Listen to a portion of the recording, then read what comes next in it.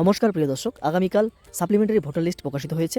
সেই supplementary voter লিস্টে আপনার নাম উঠলো কি উঠলো না, এসআইআর ফাইনাল লিস্টে আপনার নাম আছে কি আছে না, বা ডিলিট হয়ে গেছে, আজকের এই ভিডিওতে আপনাদেরকে সেটা দেখাবো। তার সঙ্গে ট্রাইব্যুনালে কবে থেকে আবেদন করতে পারবেন, কারা আবেদন করতে পারবেন, তা নিয়েও আজকের এই ভিডিওটি আপনাদের জন্য।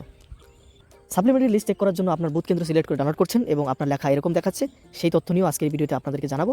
তো প্লিজ ভিডিওটা পুরোটা দেখুন, আপনাদের সমস্ত প্রশ্নের উত্তর এই একটি ভিডিওর মধ্যে আপনি পেয়ে যাবেন। চলুন শুরু করা যাক।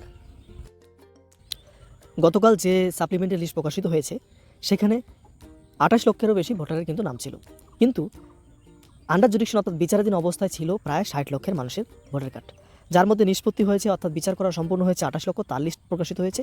এর পরবর্তী লিস্টগুলো কিন্তু প্রকাশিত হবে প্রত্যেক শুক্রবার করে, লিস্ট প্রকাশিত করবে ইলেকশন কমিশন। একইভাবে সেই লিস্টে আপনারা দেখতে পারবেন আপনার বুথ অনুযায়ী। অনেক সময় আপনারা যারা লিস্ট দেখেছেন তারা দেখবেন যে লিস্ট দেখার সময় অনেক সময় এরকম লেখা চলে আসছে, নো অ্যাডজুডিকশন। এরকম যদি লেখা চলে আসে তাহলে এটা বুঝতে হবে যে আপনার যে বুথ কেন্দ্রটি আপনি সিলেক্ট করেছেন সেই বুথ কেন্দ্রের এখনও বিচার প্রক্রিয়া সম্পূর্ণ হয়নি, সে কারণে আপনার লিস্টটি প্রকাশিত হয়নি। পরবর্তীতে কিন্তু সেই লিস্টটি আপনার চলে আসবে এর শুক্রবার বা পরবর্তী শুক্রবারের মধ্যে। আপনার বুথ কেন্দ্র অনুযায়ী সেই লিস্টটি আপনি দেখতে পারবেন আপনার বুথ কেন্দ্রে কজন লোকের নাম বাদ গিয়েছে বা আপনার নাম আছে কি আছে না। লিস্ট প্রকাশিত হচ্ছে দুটি, সেটা হলো অ্যাডজুডিকশন সাপ্লিমেন্টারি লিস্ট নং 1। এখানে যাদের নাম থাকবে তারা ফাইনাল লিস্টে নাম উঠে গিয়েছে, আপনার ভোটে অংশগ্রহণ করতে পারবেন, আপনি ভোট দিতে পারবেন, আপনার কোনো সমস্যা নেই। কিন্তু সমস্যা তাদেরই থাকবে, এই অ্যাডজুডিকশন ডিলেট লিস্টে যাদের নাম থাকবে তাদের কিন্তু সমস্যা আছে, তারা ভোট দিতে পারবে না এবং আপনার ভোটের কার্ডটি বাতিল বলে গণ্য করা হয়েছে। এবং আপনি আবেদন করতে পারবেন, তার জন্য ট্রাইব্যুনাল গঠন করেছে। সেখানে কীভাবে আবেদন করবেন, কবে থেকে শুরু হবে, সেটাও আপনাদেরকে এই ভিডিওর মধ্যে জানাচ্ছি। তার আগে চলুন দেখে নেওয়া যাক কীভাবে এই দুটো লিস্ট আপনি দেখতে পারবেন। লিস্ট চেক করার জন্য আপনি গুগলে চলে যান। গুগলে গিয়ে আমাদের যে ওয়েবসাইট রয়েছে সরকারি সুবিধা, সেটা লিখুন। সরকারি সুবিধা অবশ্যই গুগলে গিয়ে লিখুন সরকারি সুবিধা, লিখলে এখানে আমরা সরাসরি এই ওয়েবসাইটের মধ্যে চলে আসবেন। এখানে আমরা ডাইরেক্ট লিঙ্ক দিয়ে দিয়েছি, আপনারা যাতে কোনো রকম সমস্যা না হয়, অ্যাকাউন্ট খুলতে না হয়। এখানে দেখুন বুলেট পয়েন্ট করে দেওয়া রয়েছে এসআইআর ভোটার লিস্ট, এই অপশানটিতে ক্লিক করবেন। ক্লিক করার পর দেখুন চলে এসেছে সাপ্লিমেন্টারি ভোটার লিস্ট। কীভাবে দেখবেন সেই এই আর্টিকেলটাই ক্লিক করুন, এখানে সরাসরি লিঙ্ক দেওয়া রয়েছে। চলুন প্রসেসটা দেখে নিই কীভাবে সেই দুটো লিস্ট দেখতে পারবেন। এখানে চলে যান, নিচে চলে যান। নিচে চলে যাওয়ার পর সমস্ত তথ্য কীভাবে করতে হবে এখানে বাংলায় দেওয়া রয়েছে, আপনি চাইলে পড়ে নিতে পারবেন। এখানে দেখুন দুটো লিঙ্ক দেওয়া রয়েছে, এখানে একটিতে ক্লিক করুন। ক্লিক করার পর সরাসরি অফিসিয়াল ইলেকশন কমিশনের যে ওয়েবসাইট রয়েছে সেখানে চলে এসেছে। এখানে আপনাদেরকে আপনার জেলা অনুযায়ী আপনি আপনার বুথ কেন্দ্র অনুযায়ী কিন্তু আপনি আপনার লিস্ট দেখতে পারবেন। চলুন সেই প্রসেসটা দেখি। প্রথমে আপনাকে স্টেট সিলেক্ট করতে হবে, এখানে ওয়েস্ট বেঙ্গল।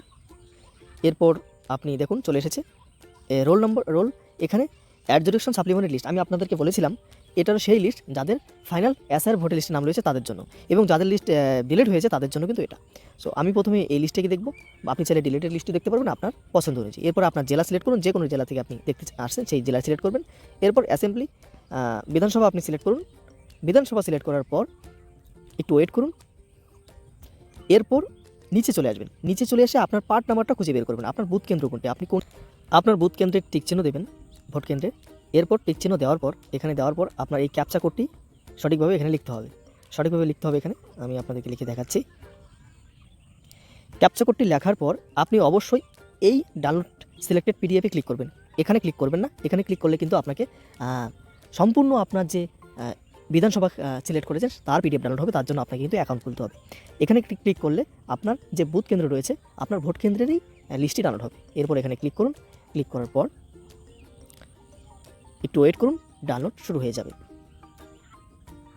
দেখুন ডাউনলোড হয়ে গিয়েছে। এরপর ওপেন করুন।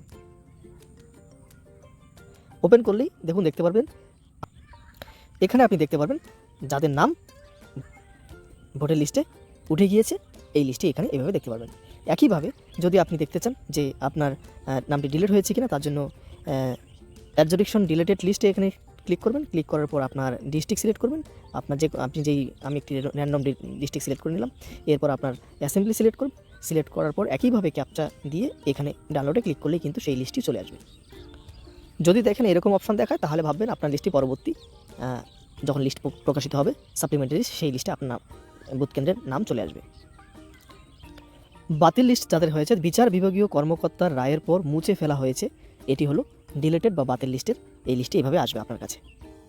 আশা করছি আপনারা লিস্টটি ডাউনলোড করে নিতে পারবেন।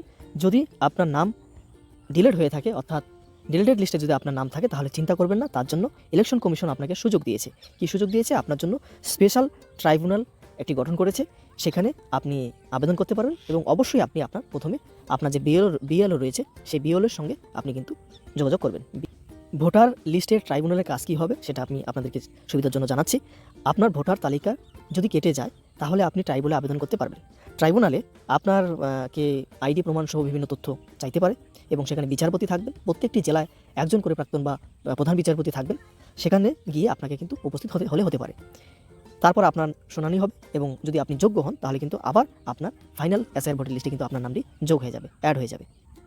কবে থেকে যাদের ডিলিট হয়েছে নাম তারা আবেদন করতে পারবেন সেটা কিন্তু বলে দেওয়া হয়েছে। দেখুন এখানে লেখা রয়েছে যদি কেউ অসন্তুষ্ট হয় তাহলে 15 দিনের মধ্যে অনলাইন এবং অফলাইন পদ্ধতিতে ভারতের নির্বাচন কমিশন কর্তৃক জারি করা তথ্য অনুযায়ী ট্রাইব্যুনালের নিকট অ্যাপিল করতে পারবেন। অর্থাৎ আগামী 15 দিনের মধ্যে 23 তারিখ যেহেতু first voter list supplementary voter list প্রকাশিত হয়েছে 23 তারিখ, এর পরবর্তী 15 দিনের মধ্যে কিন্তু যদি আপনার ভোটার কার্ডটি ডিলিট হয়ে থাকে তাহলে কিন্তু আপনাকে ট্রাইব্যুনালে অনলাইন বা অফলাইন পদ্ধতিতে কিন্তু আবেদন করতে পারবেন।